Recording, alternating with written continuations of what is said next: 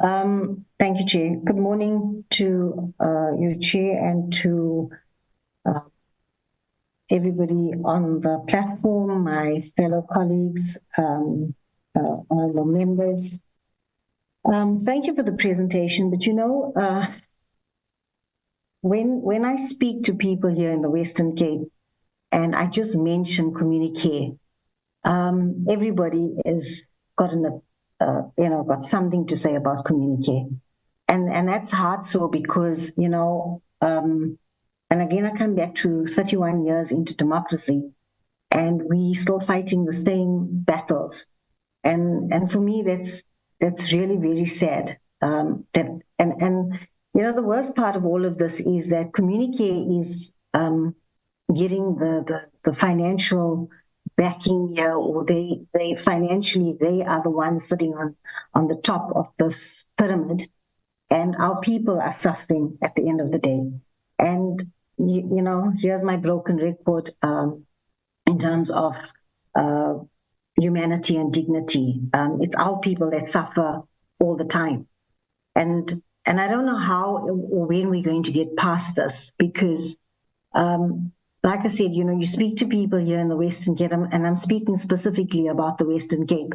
It's just not acceptable.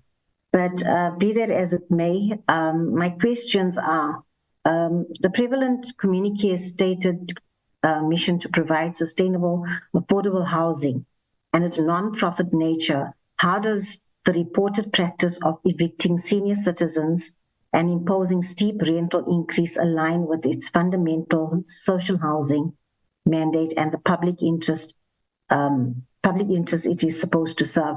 And here's the thing: it's senior citizens. These people have worked in our country. They've given us so much.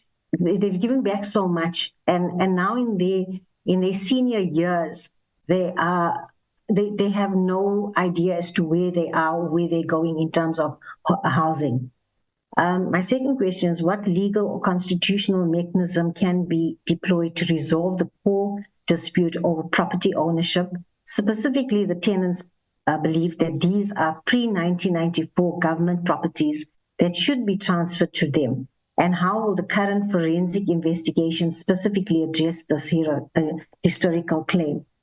And then just two comments and some recommendations to the department.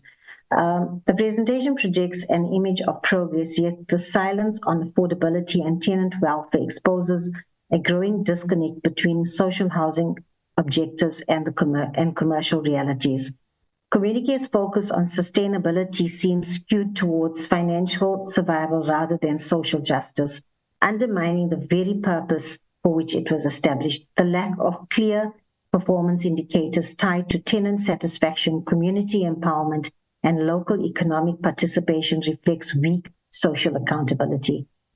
My recommendations are that we, as the Human Settlements Department, or the Human Settlements Department, SHRA, must conduct an independent compliance audit on Communicare's rental pricing, tenant selection, and maintenance policies to verify adherence to social housing regulations. And, I just heard now that they're saying they're going to get first home finance involved. But we've been through all of this, and we know how these things work.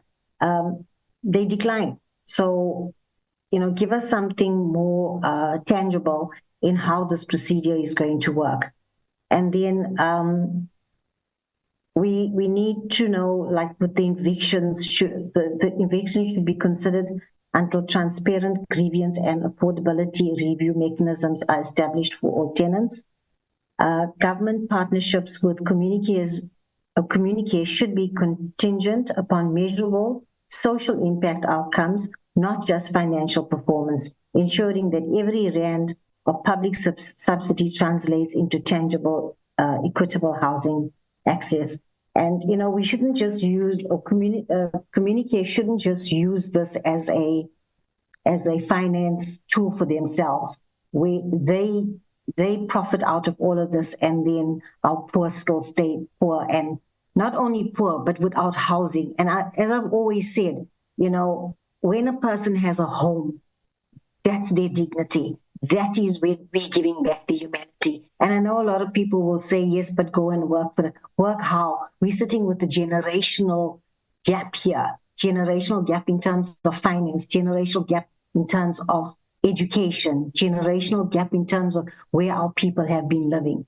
I submit, Chair. Thank you.